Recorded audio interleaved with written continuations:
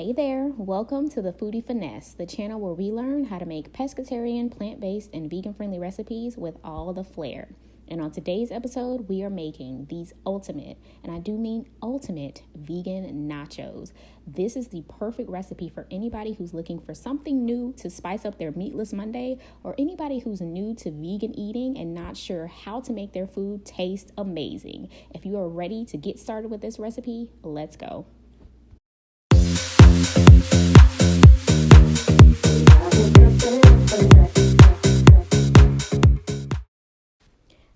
So to get started, we're actually going to be making a bit of a roux for the vegan queso that we're going to be making. So what I'm doing now is actually adding a bit of plant-based butter to the pan, and this is about a tablespoon, and I'm going to add in some garlic along with that. Now you're going to let this garlic saute until it becomes translucent or until it begins to become fragrant. Now, whichever one happens to come first, but just make sure that you don't overcook the garlic.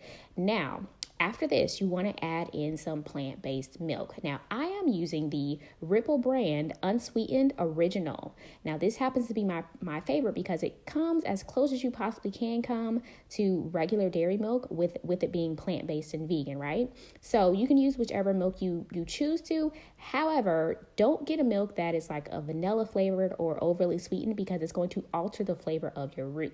So make sure whichever milk you choose is unsweetened. Now, once the milk is in the pan, stirred around with the garlic, I'm going to be adding in some of those Life Just Light cheddar shreds. Now, these are my favorite as well because they come as close as you possibly can come to regular dairy cheese. So I'm adding about a 1-to-1 ratio of the milk to the cheese.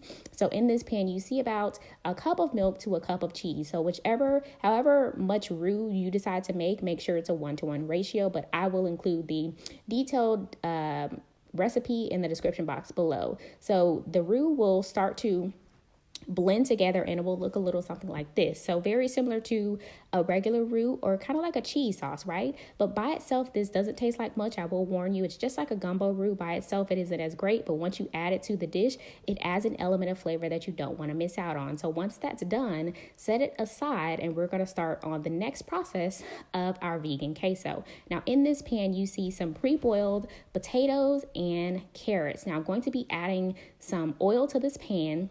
And then after that, I'm going to be adding in some sauteed peppers, onions, and garlic. Now, my favorite peppers happen to be red, so that's what I'm using. But you can use whichever peppers happen to be your favorite. Now, if you guys want to see me do things like boil the potatoes or saute the onions and the garlic on camera, let me know in the comments below, and I will start to show more of those details in the videos to come. So what I'm doing now is seasoning up this mixture with some veggie bouillon or like a vegetable paste. This is great for like veggie broths and things like that, but it adds a great element of flavor to all of your plant-based dishes, or even if they're not plant-based. I think this happens to be my favorite vegetable bouillon or vegetable broth base. So I'm using that, and I'm going to be adding in about a tablespoon of tomato paste as well to the mixture. And now I'm going to move on to some seasoning. So this seasoning that you see me showing here on the screen, which is a McCormick garlic jalapeno flavor, it was very important for me because I personally didn't have any jalapenos on hand. So I decided to use this. Thankfully, I did have this because this is a great seasoning if you don't have jalapenos on hand. Now, I recommend buying the seasoning just to add to your repertoire of seasonings because it makes the perfect blend for those like Mexican dishes that you want to have some pop of flavor with, okay? So, but if you have jalapenos or pickled jalapenos on hand, I do recommend adding those. So to this mixture, you see me adding that roux that we just made to the mix. And as you can see, it kind of, like I said, resembles like a cheddar sauce. And like I said, this is going to add an element of flavor that you don't want to miss out on. So once I get all of those ingredients incorporated into this pan, I'm going to be using my immersion blender.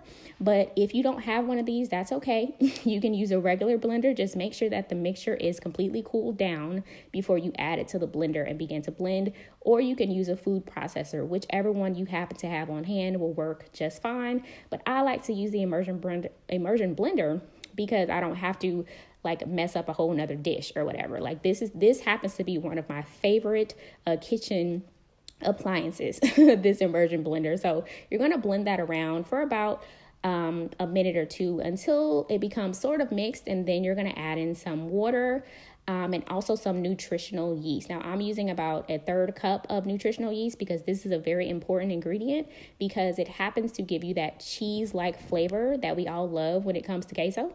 So make sure you add that in, and you're going to continue this step of kind of adding in water and blending together until you get the consistency that you desire.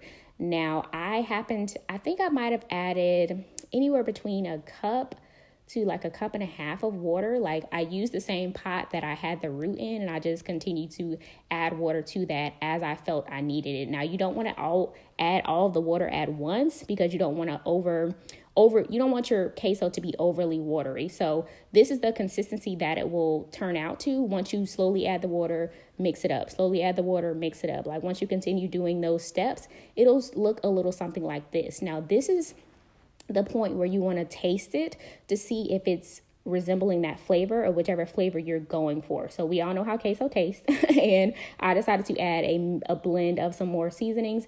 And in this blend of seasonings, I added some more of that garlic jalapeno, some more garlic powder, some cumin, and some onion powder as well. So I blended those together, and once I tasted it, it was right where I needed it to be.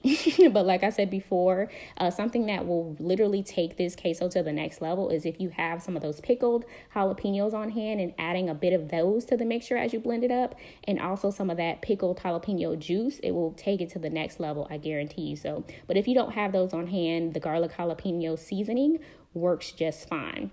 So to move on to the next step, we're actually going to be working on our meat for the nachos. Now, I say meat with emphasis because we're actually not going to be using any meat at all. We're going to be using a blend of quinoa and black bean because of the texture.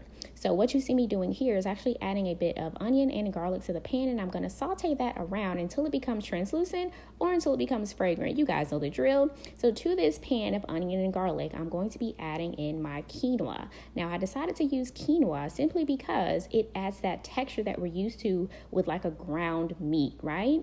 So when you add that to the pan, you're going to let that stir around a bit or kind of sit there for a little bit, and then you're going to add in some black bean. Now, this black bean or these canned black beans will actually add in another layer of texture because you guys know when you're eating like a ground meat, there's those different layers of texture that you're used to having. So some pieces may be a little bit more chunky than others, or some may be a little bit more minced than others. So this mixture of quinoa and black bean will give you that balance of texture that you're used to having with a meat. So once you get both of the quinoa and the black beans mixed up in the pan, you're going to move ahead and season it to your liking. So to get those Mexican flavors that we're used to, I decided to add in some taco seasonings. You guys know the kind that comes in the little packets that you can buy from the store. I added in some of that, some garlic powder, some smoked paprika, some onion powder, and some cumin. Now, cumin is very important because those are going to give you those authentic kind of Mexican flavors that we're used to. So add some of those to the pan, and then you want to taste it to make sure that it's not too salty. And if you would like, you can add in some salt and pepper. Because we use canned beans, we want to be careful with the salt content.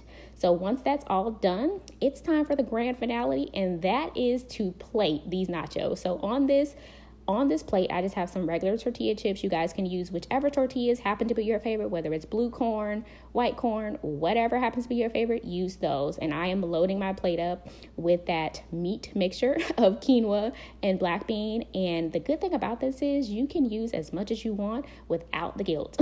So add that to the plate, and now it's time for that queso that we spent all of our precious time making. And look at it, y'all. It is steaming hot because I warmed a little bit up on the stove before I added it to the nachos, and it looks absolutely amazing. The consistency is perfect, and it tastes so great. So this step right here is actually going to be up to your discretion to add on whatever nacho toppings happen to be your favorite. But me personally, I decided to add a bit of chopped cherry tomatoes. And then I went ahead and added some black olives because those happen to be my favorite.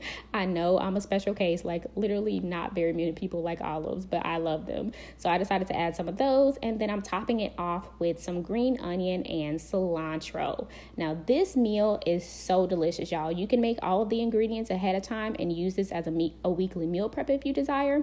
Or you can use this, like I said, for your favorite meal for Meatless Mondays, for movie night, for anything, because it's just that good and it totally gives Taco Bell a run for their money. But don't forget to like, comment, and subscribe, and click on that video that you see on the screen to watch some more. Later.